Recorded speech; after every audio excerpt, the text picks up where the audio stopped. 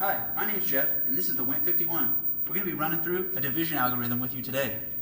So, this is our processor. Ethan explained it in the last video. If you haven't seen that video, please review.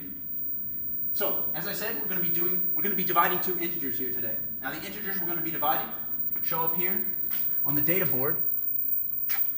Our dividend is 5, and our divisor is 2. So 5 divided by 2 is 2.5. We all know, but does the machine know that? We're going to find out today. Our first command is to move our dividend into the accumulator. So we're going to be stepping through the program here. First, we're going to see the instruction byte show up in the instruction register. After I switch the processor from reset to on, we're going to see the first instruction byte, 7-4, show up into the instruction register. And 7-4 just means we're going to be moving whatever number is in this row into the accumulator register. But it has to go through the auxiliary register before it hits the accumulator. That's just how the processor is set up. So we're going to see that pop in there. And finally, over here in the accumulator. Great, we've got 5. Now what we want to do is store this number for future use. So we're going to go ahead and according to this instruction here, we're going to throw that into register number 0. Register number 0. So after a couple more cycles of the clock, we see 5 show up in the 0th register.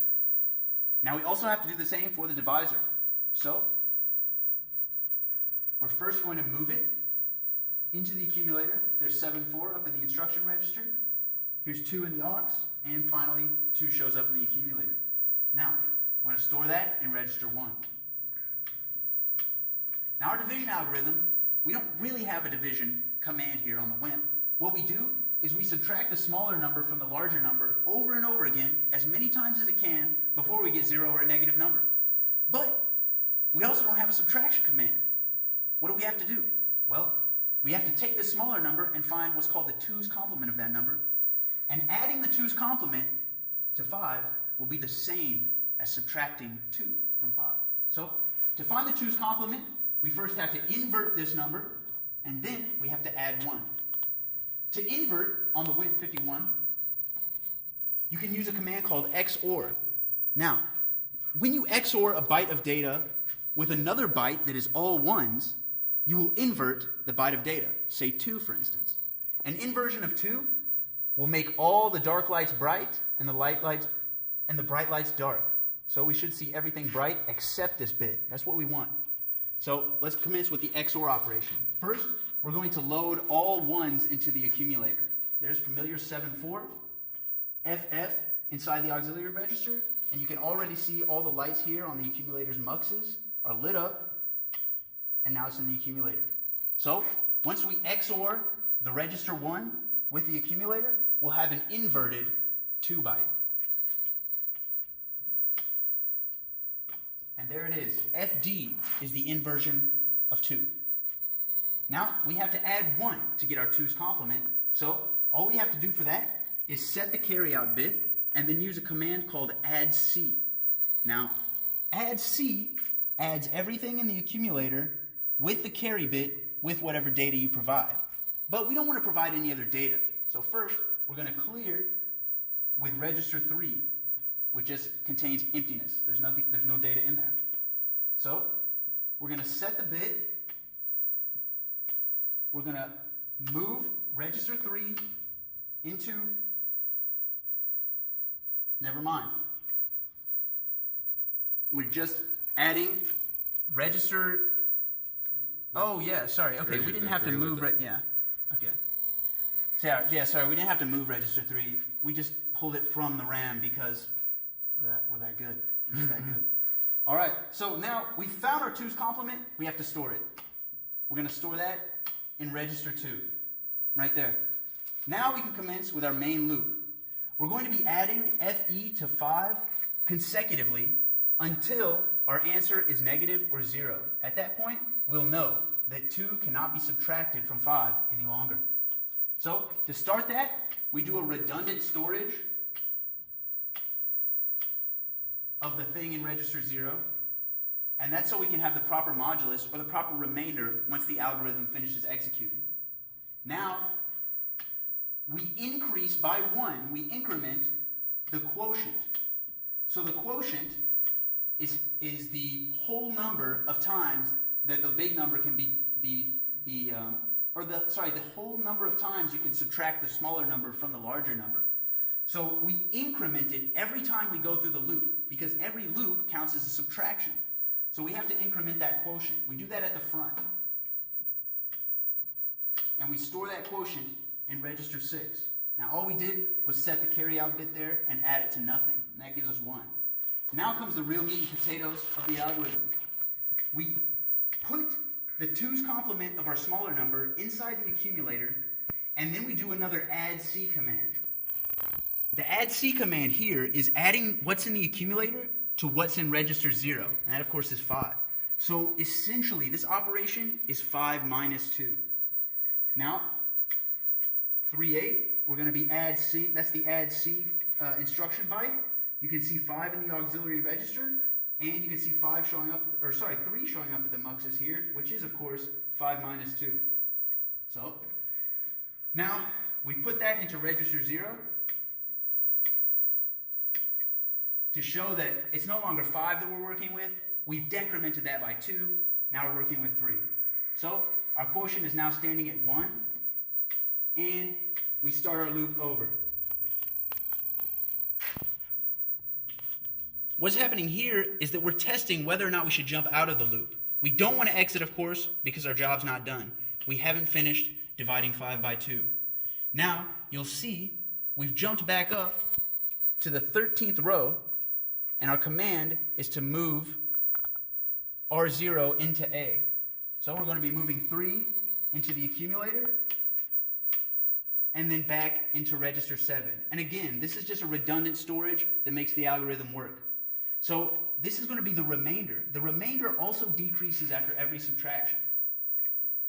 So the next thing we're going to do, if you remember, is we're going to increment our quotient. So we're going to pull what's already in register 6, which is our quotient. We're going to pull that into the accumulator and add it with the carry bit. So now what's showing up in the accumulator is 2. So we've subtracted, after this loop executes, we will have subtracted 2 from 5 twice. We're going to replace what's in register 6 with our new quotient. There it is, 2. And we're going to carry out our main operation here, which is adding FE to 3. So you'll see FE shows up in the accumulator. And next, we're going to add it, 3A is the add C command, with what's in register 0. So you see 3 down there on the auxiliary register. And once we add it to FE, we get 1, which again is 3 minus 2. So we're going to throw this back up into register 0, and we're well on our way to finishing our division. This will be the last go-round. Now, we're testing, should we get out of the loop?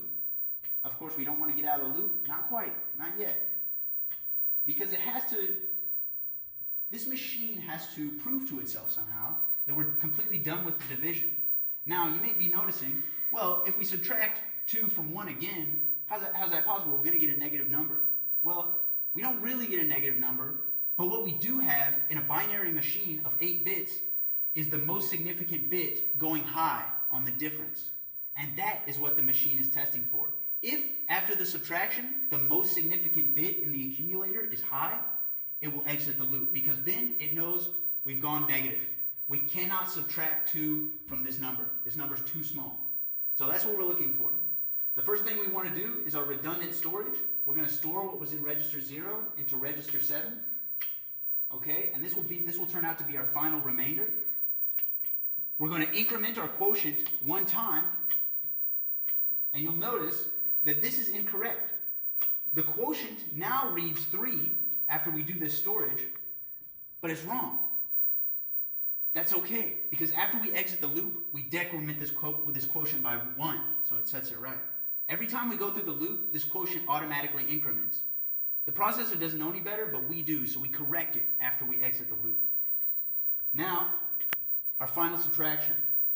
We throw FE, the 2's complement of 2, into the accumulator, and we're going to add it to 1, the thing in register 0. That's all we have left. Now you can see after that addition, we have FF in the accumulator. Notice, all the lights are on. Now comes the important part. This is where our test comes in handy. So you'll notice we're going to throw this answer into register 0, and then we're going to move some data into the accumulator. What data are we going to move? We're going to move 80 hex with a 1 at the beginning. Now, the next command you'll notice is we're going to AND that data, 80 hex, with the thing in R0. So let's do that.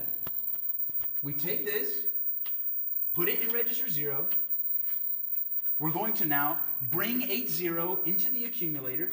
So there's this old familiar 7-4 command, 80, 80. And now we're going to execute the AND command with these 2 bytes, 80 and FF. Now the result of this command will be 80 because, well, the only bit that was high on 80 was the most significant. And then we have FF in this register. Notice that the most significant bit here is also high. So after the AND command, we're going to get 80. Now comes the important part. This is the test of whether or not we jump outside of the loop. Our command is JZ.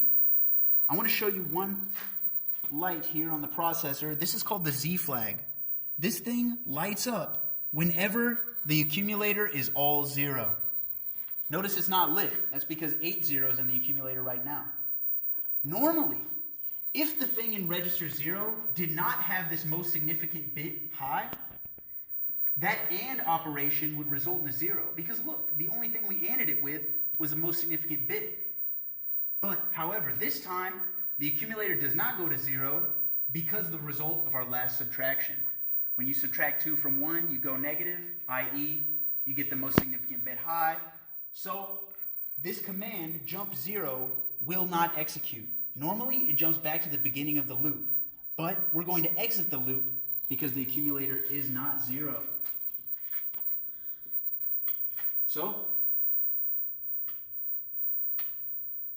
the jump, we've passed the jump, we're out of our loop. Our loop will no longer execute. All we have to do now is clean things up. We're going to be subtracting 1 from our quotient register, and then we're going to be looping to infinity. So there's FF, -1. We add see it with the thing in register 6.